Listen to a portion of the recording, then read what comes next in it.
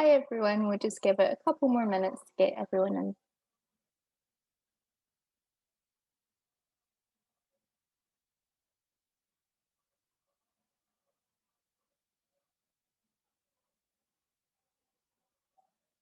So hello everyone and welcome to today's panel.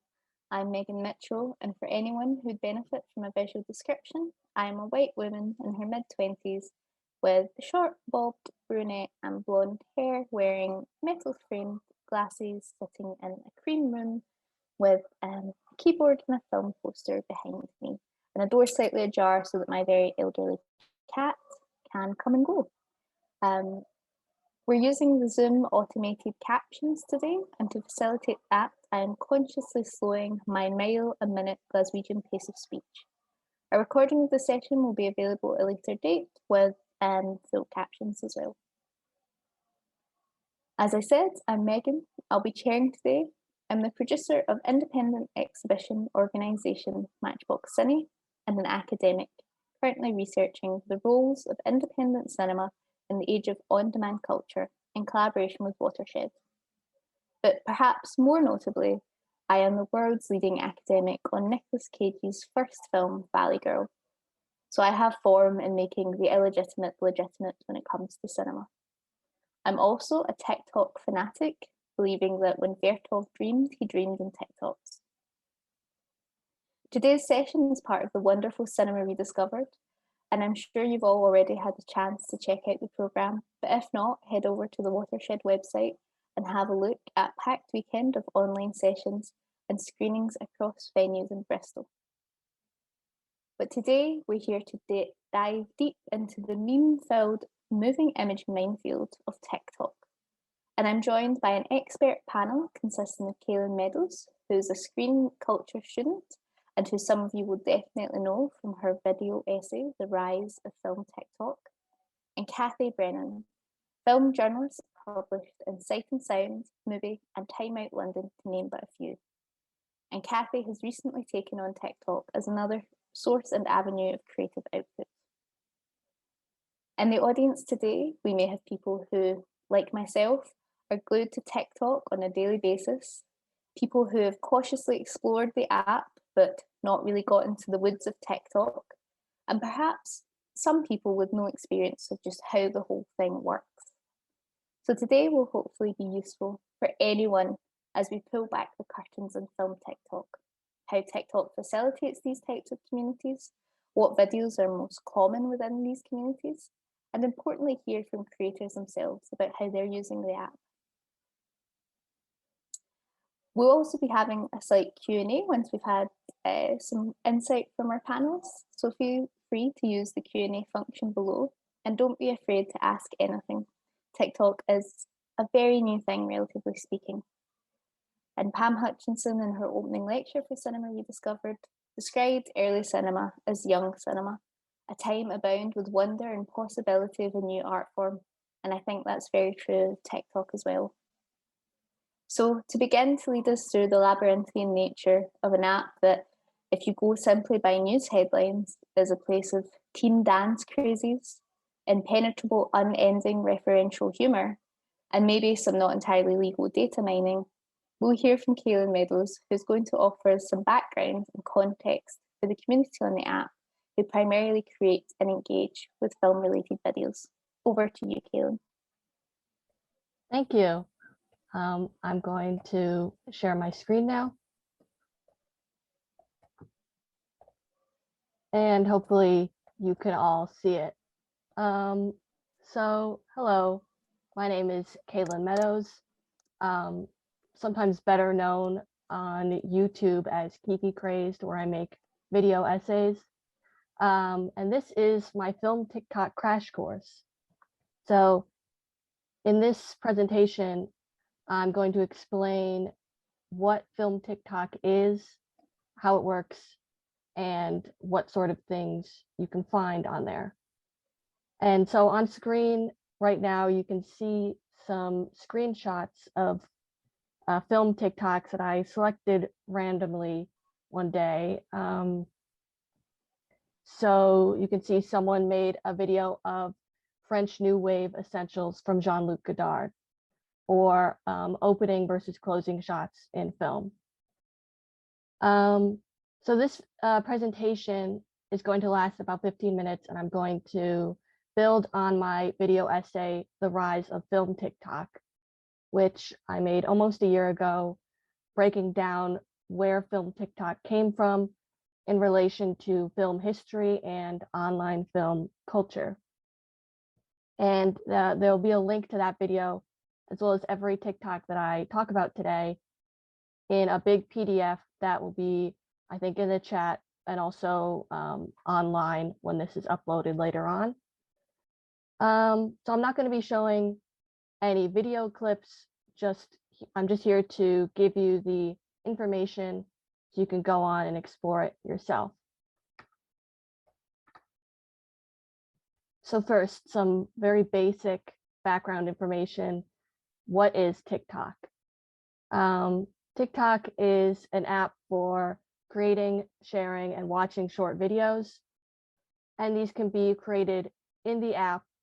There's a set of tools there, or you can upload a video that you have on your phone.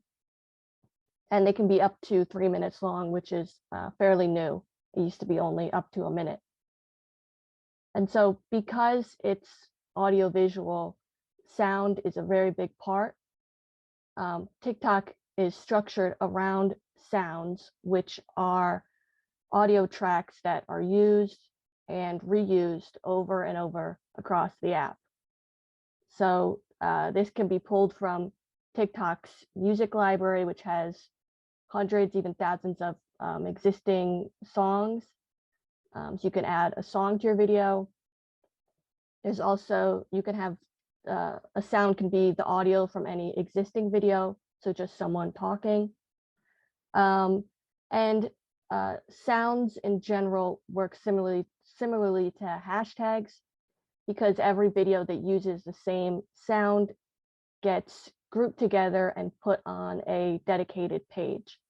So on the right here, there's the dedicated sound page for every video that uses Back to Black by Amy Winehouse. And there are 37,000 of these.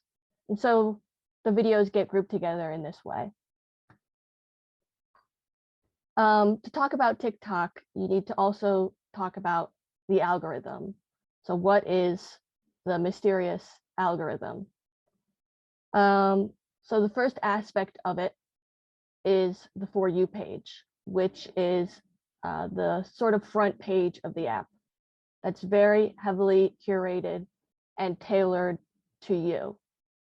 And the content that shows up on the For You page is determined by your own engagement. So these are your likes, your comments, and how long you spend watching a video. And it can be kind of hard to understand at first. So for more information about the algorithm, I highly recommend Thomas Flight's video, What Makes TikTok So Popular. This is something that I used for my own research, and it's very, very helpful. And so the specific tailoring on the For You page from the algorithm is how different sides or niches of TikTok form. So you get grouped in with people with similar interests. So there's witch talk, gamer talk, cat talk, just to name a few. And another one of those niches is film TikTok. So film TikTok generally, it's also known as film talk. It's a side or a niche of TikTok with videos about making and watching films. And one phrase that I like to keep in mind is, my TikTok is not your TikTok, because everyone has a unique feed. So there isn't really one single film TikTok. It's more like a bunch of little ones that overlap.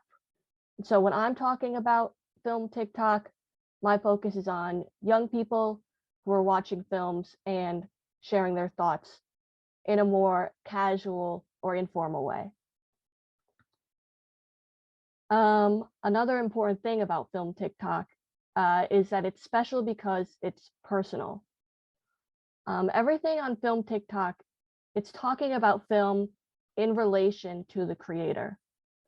So these are sharing their thoughts, and it's usually, but not always, opinion over deep analysis. And the videos don't necessarily need to be high effort. Many of them are created right within the app, so there's a sense that it's coming right from the person making it. And it's a space to find people with similar tastes, and because it's so opinion-based, everyone recognizes it's subjective, so there are no experts on film TikTok. So a little bit more about sound in relation to niches like film TikTok. Again, a sound is the audio clip or audio track. Users might use a certain sound for a certain type of video. So on the right here, there's a sound called the specific movie challenge, and this is the dedicated page for it on the app. Basically, someone made a video reading out prompts. So for example, a movie you didn't like at first that grew on you. And so other users take this sound and then they add in their own visuals. So movie posters or letterbox screenshots that respond to that prompt. So now you have a sound and its trend, and the algorithm likes to show you videos with the same sound over and over and over because it figures that's what you like. And so when you have the same sound and the same type of video, that's where you get trends and community. And then in general, film TikToks can have voiceover or no voiceover. It's more popular to put just text on the screen. Now I'm going to talk about the visual style a little bit. So the app comes with some limitations, but it's cool to see how people are incorporating the film material within these limitations. The biggest limitation is the safe zone, which is the part of the video that isn't covered by the TikTok UI. So on the left here, there's a video without the TikTok UI. And on the right is a screenshot of what it looks like when you're just scrolling in your feed. So at the bottom, there's the caption. On the right, there's the like button and the comment button. And then at the top, it says For You page. And there's like a live stream icon. It's a lot of noise, basically.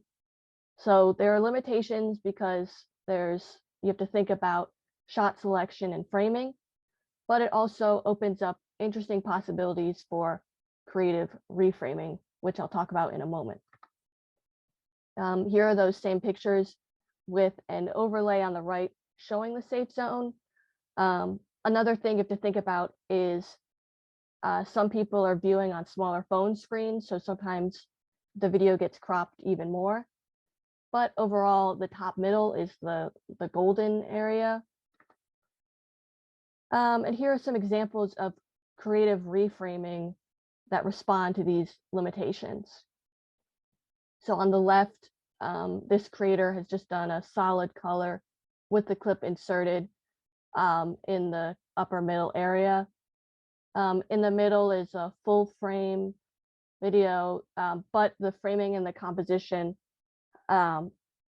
favors the upper middle because you have the face right in the upper middle of the frame. And then on the right, this clip has been cropped to a square and put inside the Spotify interface, which I think is really fun. And again, you're still focusing on that upper middle zone. And this is one of those things where once you start picking up on this pattern, you're really going to see it everywhere on TikTok.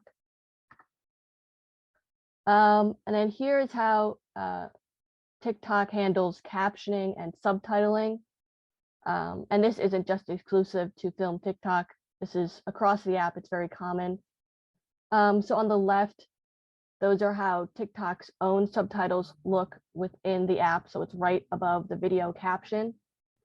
On the right, there are two examples of subtitles that have been burned in, basically. So this is part of the video that was edited outside of TikTok and then imported and uploaded to the app. Now that we have that background information, I'm going to go through some of the types of videos that you can find on Film TikTok. And once again, there will be a PDF with links to TikToks that I talk about in the chat or online at some point after this presentation. So the first type of Film TikTok is a list video, and this can be a ranked list like a countdown or just a unranked collection of films. So there could be a top 10 video or just someone's favorite movies. And on the right, there's an example. Someone made a list of the best acting performances of all time. And so these are the best acting performances of all time, according to @ArthurLovesFilms on TikTok. This video got very popular on Film TikTok, but it was also heavily criticized because if you take more than a second to look at it, you realize it's just a collection of white men yelling. But it's, even if it might seem narrow in scope, it's a great way to showcase how film TikTokers communicate with each other, because someone else made a response video, and here are some stills from the response. This is a different list of the best acting performances. As you can see, it isn't just white men yelling, but it has the same title design, same style. The biggest thing is that it has the same sound. So it's sort of like a remix of the original video in that way. So sounds, again, connect the videos. They have their own page. So you can find this video from the original video. It's kind of like they're in conversation with each other. And that's an example of how the conventions and tools of TikTok can be used for criticism that relates not only to film, but also to the platform itself. Next, there are recommendation videos. These are straightforward. They're just people recommending films that they want other people to watch. And there's a lot of overlap with lists here because, you know, a list is basically implicitly recommending films because nobody on Film TikTok is making a list of films that they hate. And here's an example on the right here, which we'll look closer at now. This person is saying, if you like Lady Bird or The Florida Project or The Perks of Being a Wallflower, you should watch Mommy or The Last Black Man in San Francisco. And some more types of film TikToks. There are edits or fan edits, which usually come from a place of deep admiration for a work. And they're usually acknowledging the sound and developing the edit around it. That can be the mood of the sound, or if it's a song, then the lyrics. There's a lot of star worship, so you might edit someone that you're a big fan of. And then you can also use a fan edit to re-edit the material to highlight a certain aspect. There are also educational videos. Again, my focus is on Gen Z, so these aren't experts, but that doesn't really matter because nobody wants to be an expert. Nobody wants to hear from experts. It's more just people learning new things, being excited about it, and telling others about it. So for example, I saw a video called "Why is a Streetcar Named Desire So Important?", which looked into the film's context and the history of method acting. And then there's also more recently branded content on Film TikTok. They're finally catching up, I guess. And they respond to trends on the app, sometimes with popular sounds. So you can tell whoever's running those accounts spends a lot of time on there. In my opinion, if you want an example. Nobody's doing it like Turner Classic Movies at TCM. They're one of the more successful brands on film TikTok because they have such a, they work trends into all of their videos. So now that we have information about the types of content, looking ahead, what does it have to do with the future of cinema? So it offers a space for Gen Z to engage in audiovisual discourse, which we have on platforms like YouTube and Vimeo. But on TikTok, remember, a lot of people are using just their phone, and it's less constructed than these other platforms. And it's a mix of criticism and creativity. So on film TikTok, young people can learn about film in a social environment. So there's more access to knowledge, and then they're taking this knowledge and exchanging it with others.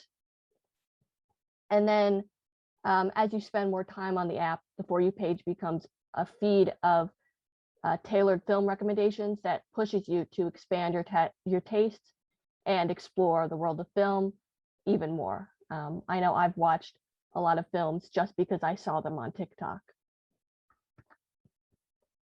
So you could listen to a million presentations like this.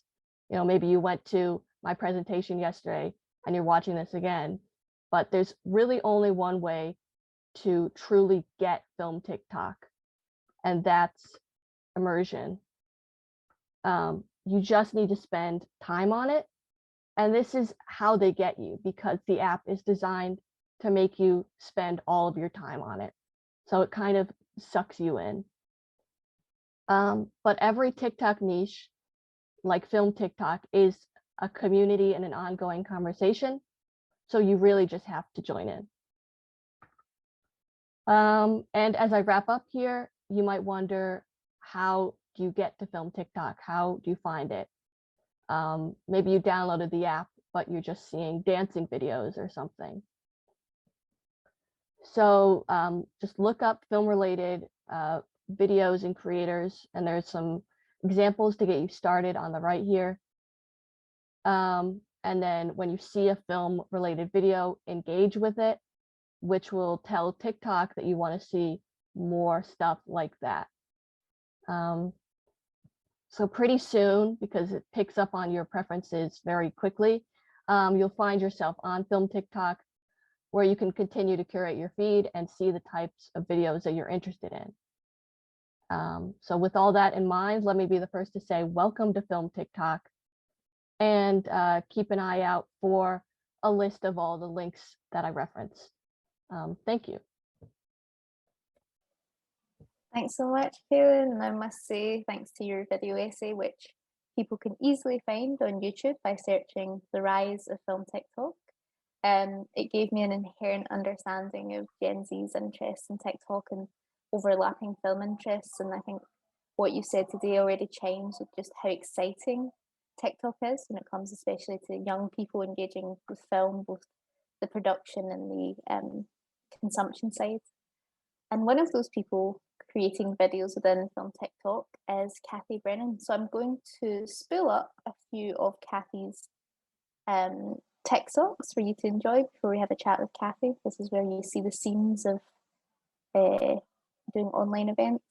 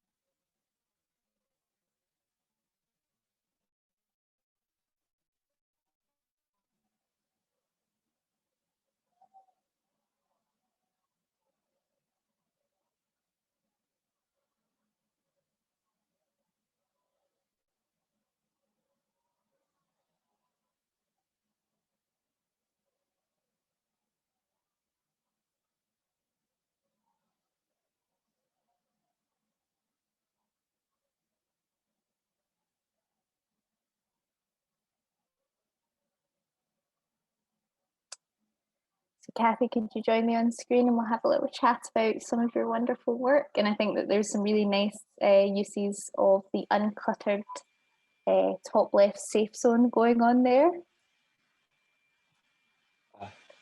Hi, Kathy. Hi. So could you tell us a little bit about what led you to start TikTok?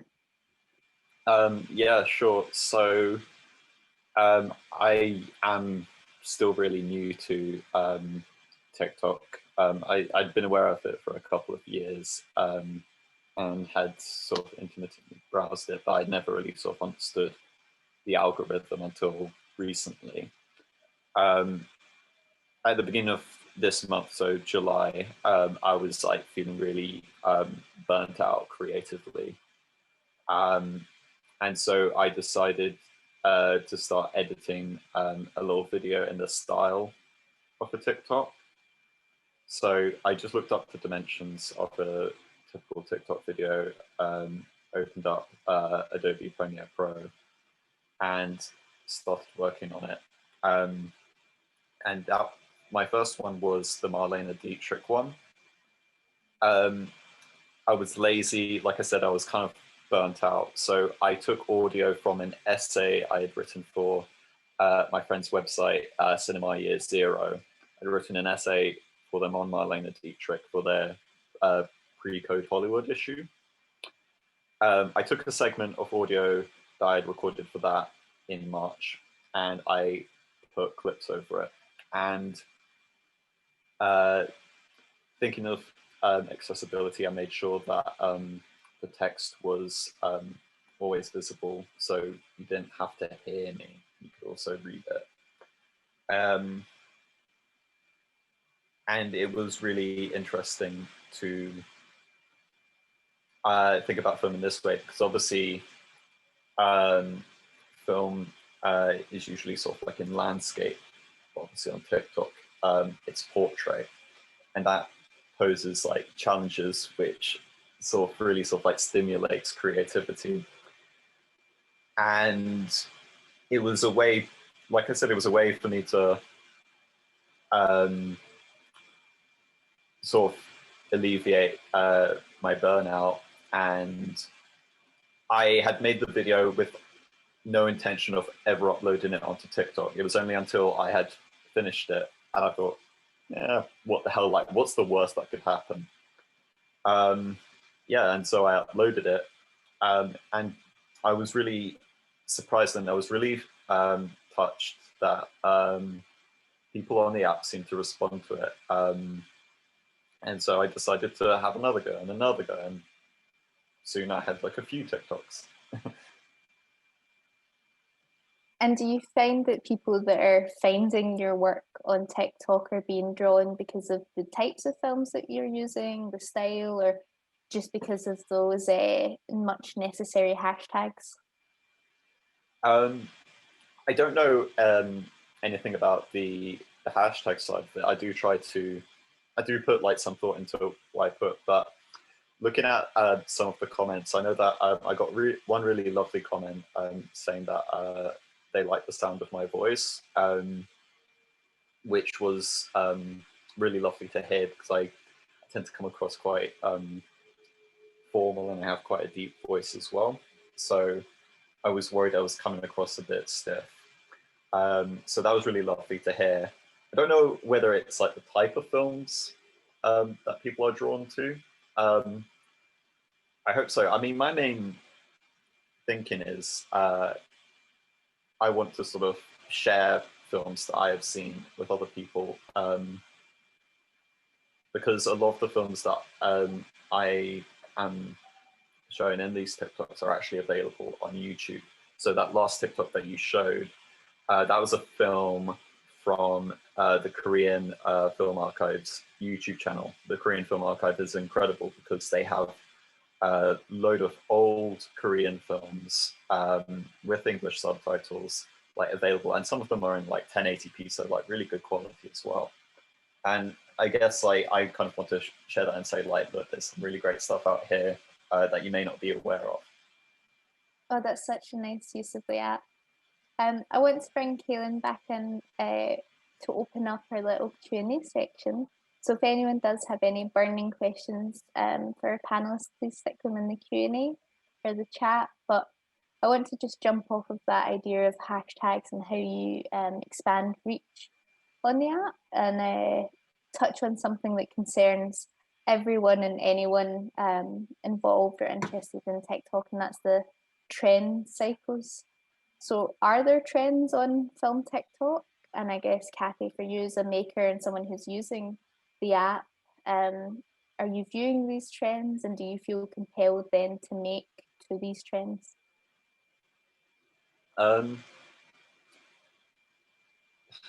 I'd say yes and no. Every TikTok I've made, I've only made 7.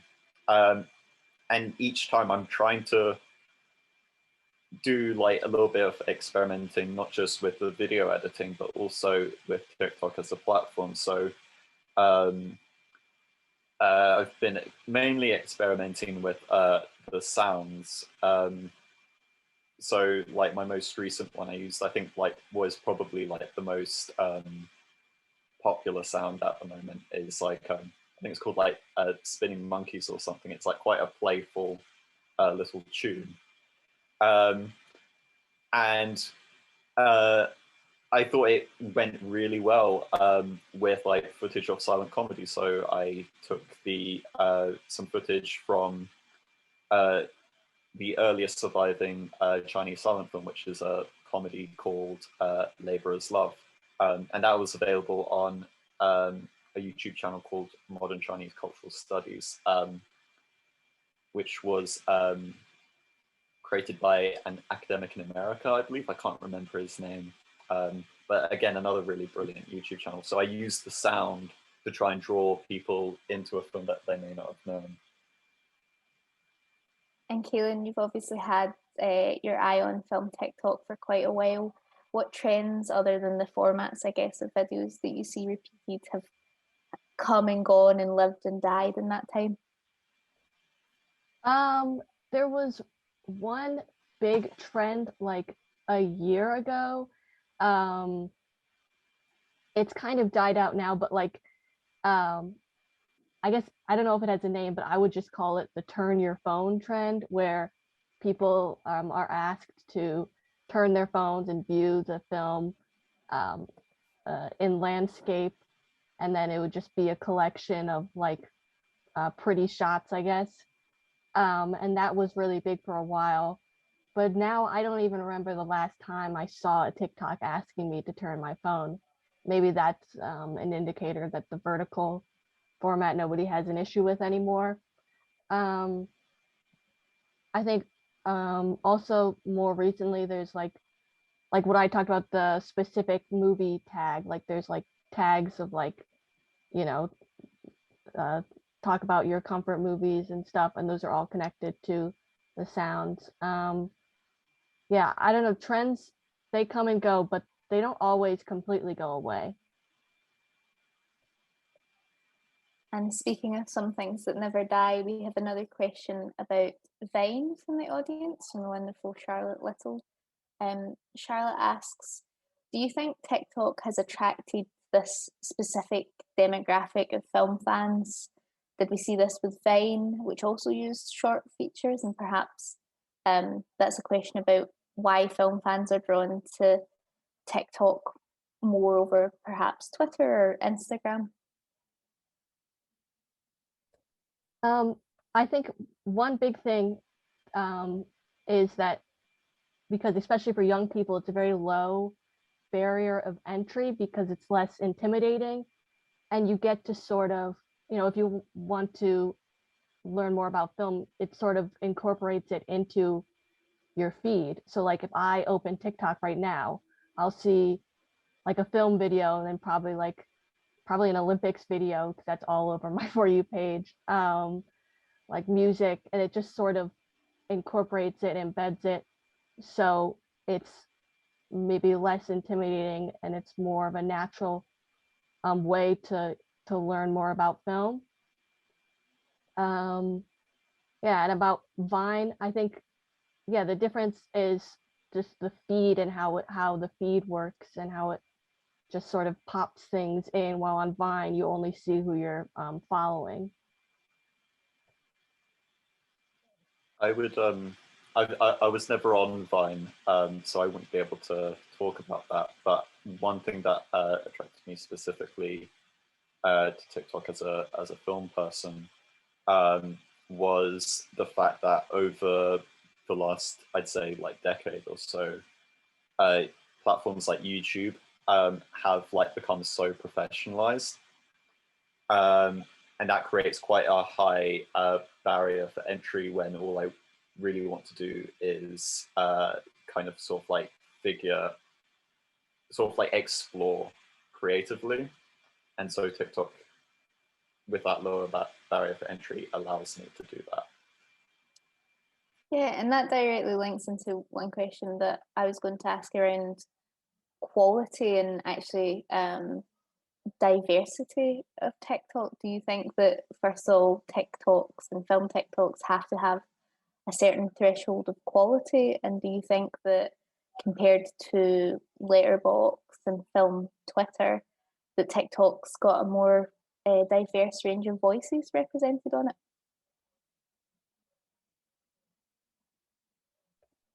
I think to answer the second question about diversity, there's like, you can find a pocket of film TikTok for like any group. So it's kind of diverse, but also that can also create sort of like a bubble or an echo chamber. So it's kind of a double-edged sword. I think, I don't know if I ever see that changing, but if someone wants to have like a very diverse range of people and ideas in their feed, they can, they can take the steps to do it, but TikTok is not going to do that.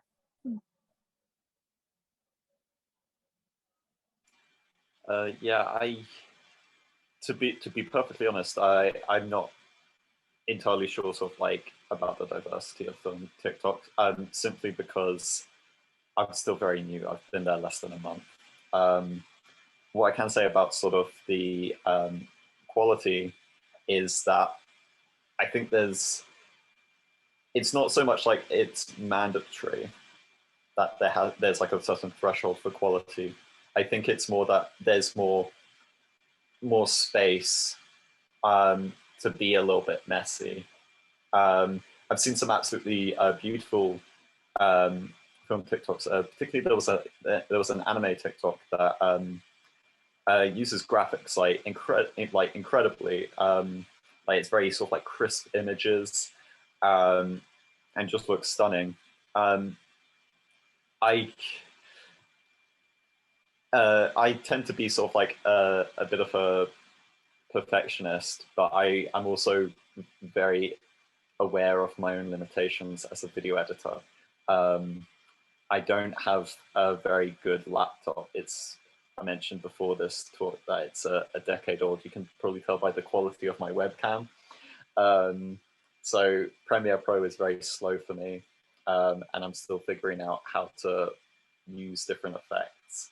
And that's what's great about film TikTok, is that I can sort of like screw up a little bit. It doesn't have to be 100% perfect for it to be good. And that's good for me as someone who is learning, who is always sort of like trying to make their video even better.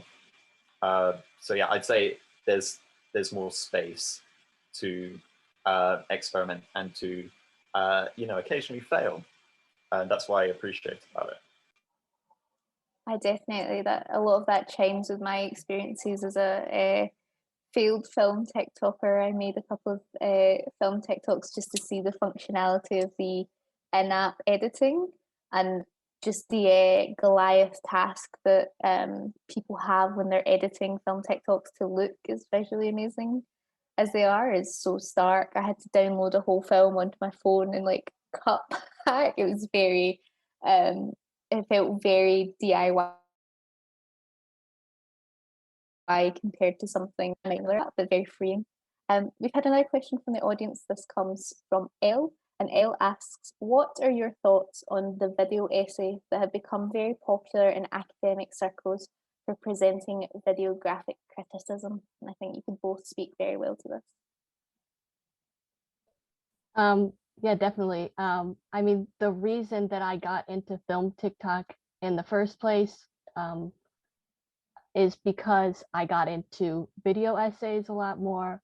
This was like about a year ago. I was just sort of looking more into video essays beyond like what's on YouTube. And I got to talking with my sister, who is a film TikTok creator, and she told me that she considered her TikToks to be like video essays. And so when I set out to make my own video essay about film TikTok, the main thing that I wanted to do was make a connection between what people have been doing in the video essay space and then what people are doing now on TikTok without even realizing it. But I have noticed a lot of film TikTokers have started hashtagging their videos with video essay or even video essay talk. Like maybe that's going to be a side of TikTok now. Yeah, I think I started quite similarly being interested in video essays on YouTube before TikTok even really existed, to be honest, back in 2015 with, like many others being introduced to the format of film video essays by Every Frame a Painting and being sort of like, oh, cute cat. Sorry. Yeah, no, so that was kind of like my gateway to it, Every Frame a Painting. But as I delved more into it, I started to see sort of like academics like Kevin B. Lee, Catherine Grant, who also does like great work in sort of like offering sort of like educational opportunities for film students to get involved in the making of video essays. Also like the video essay podcast by Will DeGravio was also sort of like hugely influential in sort of like getting me to start thinking about creating my own video essays. Another reason that just came into my head now as to why sort of like Film Talk is great for making these video essays is that because these TikToks are usually sort of like a minute long, I think recently they gave me the ability to make 3-minute videos, which is wild. But they're short videos. They're not like some of these video essays on YouTube are like an hour long, and most of them are actually really boring. Because you're limited to 1 minute, it forces you to be direct to the point, to maintain interest throughout that time. But it also means that there's less pressure on you as a creator. You don't have to put in a month of work. The TikToks I've made so far have like varied from one, could take me an hour to make. The other could take me, sort of like 5 to 6 if I'm being a bit more ambitious.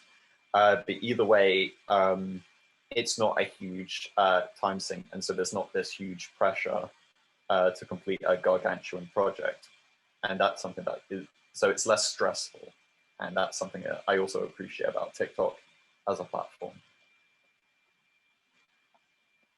That's great. And thinking about the theme of cinema rediscovered, and in particular, sorry, my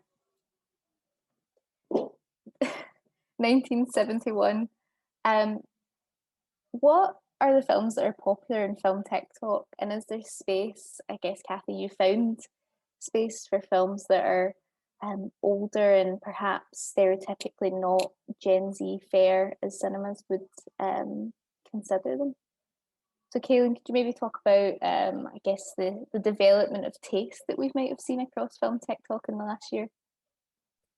Yeah, absolutely. So I think the most popular films on film TikTok, especially for like new users, are like the things you would find on IMDb's top 100 films list, like very popular films, which I think is understandable because a lot of these people are new to film. So either they're thinking of like, they just Google what films do I need to watch to be smart about film or something, or it's like stuff that their parents show to them.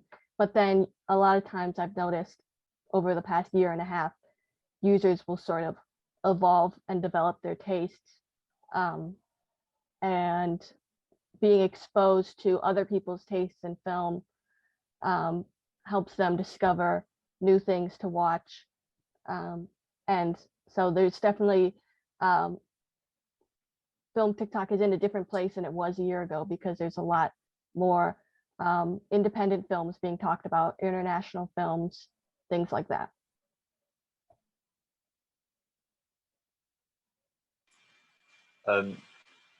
Yeah, I think again, I'm still new, so I can't really sort of like speak to the trends. I did notice that Midsummer is quite a popular film, like that seems to come up a lot.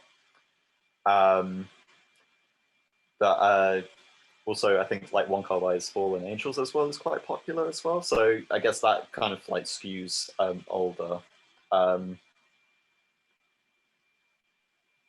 mean, like for me with my own videos, I'm just sort of like doing my own thing. I would say though that one account whose name I can't remember right now, so I'm sorry to whoever it is, but I did get recommended a TikTok account where this woman recommends so old Soviet films, which I absolutely love, man. Like every film is a new one to me, and you know, just smashing that to watch button on Letterboxd as soon as like the title comes up. It's great. But I think it, and Kaylin, what you have said about sort of how different film TikTok was a year ago, I think there's just like there's so much room on TikTok at the moment for new voices and new perspectives to enter. And so when it comes to older films, like film history is just like an absolute treasure trove.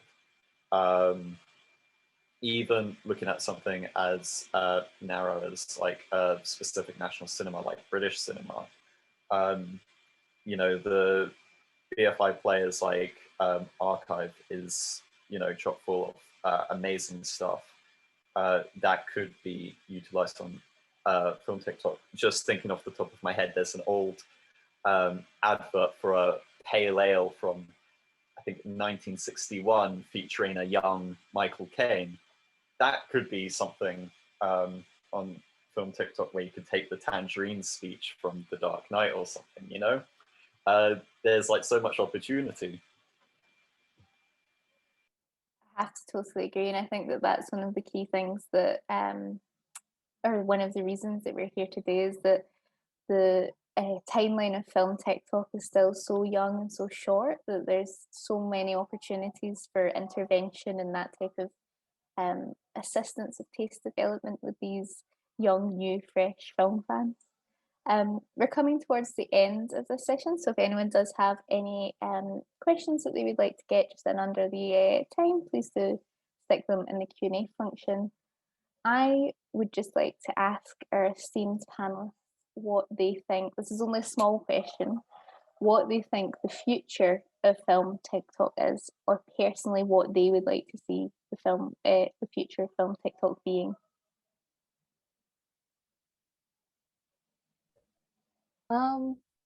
I think and this is sort of already starting. I hope that in the future, film TikTok is more, you know, respected, because like on film Twitter, I mean, film Twitter is never a very positive place, but you know, people are always hating on film TikTok over there.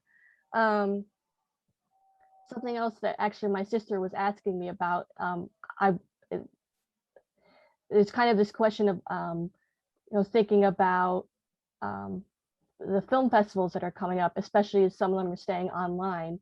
If film TikTokers will ever have a place, like if that's ever going to be a legitimate way of getting accredited and stuff like that. I don't have an answer for that, but I think it's something interesting to think about, especially because the festival world has been kind of, flipped on its head because of the pandemic. So a lot of the future is unknown, but I'm very excited for where it goes. Yeah, I'd basically just sort of echo everything that Kaylin has just said. I think one thing that I hope to see from film TikTok in the future is just more voices, really. I think as with like everything with like new social media apps that come out, there's a tendency for sort of like white, middle class, cis creators to kind of become the like the faces of everything, and I hope that doesn't happen here.